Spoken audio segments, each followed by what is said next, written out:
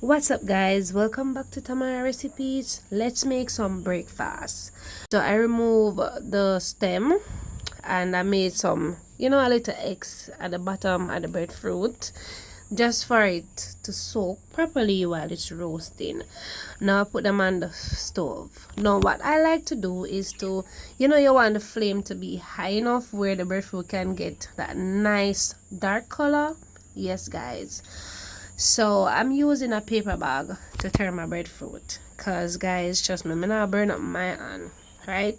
So before you turn the breadfruit, you lower your flame, because even though you have it in the paper bag, or if you're not as as dainty as I am, you have to use the paper bag, then you still don't want to burn your hand, right? And the heat from the flame, you don't want it to burn your hand.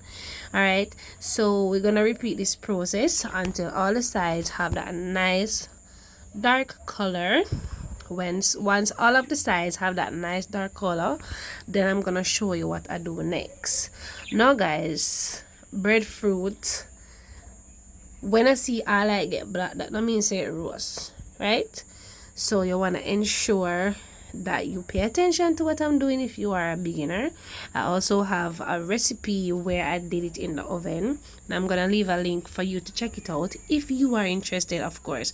But for me, guys, me a country girl, me a Jamaican, and me love this way better because I love the smoky taste of the breadfruit. Now when I do it in the oven, it's not gonna be smoky because you did not do it on the fire. All right, so soft top roasted breadfruit tastes totally different from the one at the oven, but I do like both of them. Now guys, at this point, my breadfruit, all the sides have become, or most of the sides have become black. Now you want to turn it to wherever does not have a black color, and you want to allow it to get some color, right?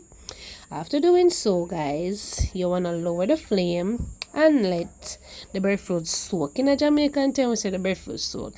Therefore, it means that the inside or the internal part of the breadfruit will cook. Because so far, guys, I just mostly the outer part. So when you look at this, fully roast. Alright, so how you know when the breadfruit fully roast is when you lift it up and it feel lighter, or the part where I made the eggs, you could always push a fork or any utensil you like in it. If it goes straight down, then you know that your breadfruit is fully roasted. All right.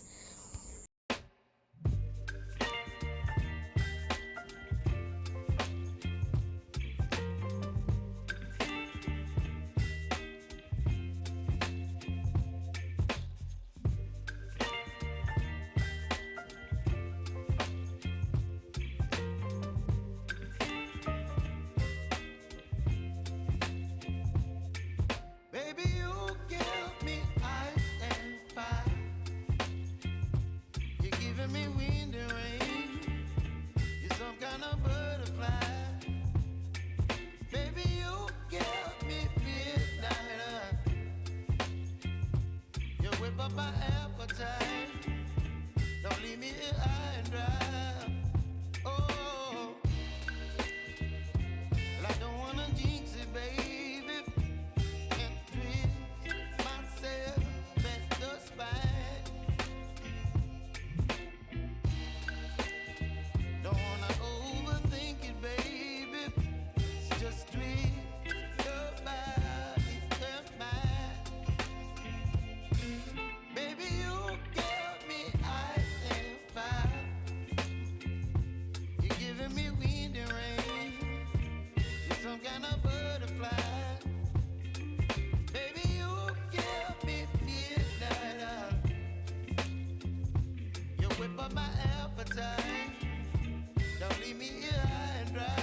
So guys, my breadfruit is finished frying, so I'm going to add my fresh seasoning into the pot to fry out the mackerel.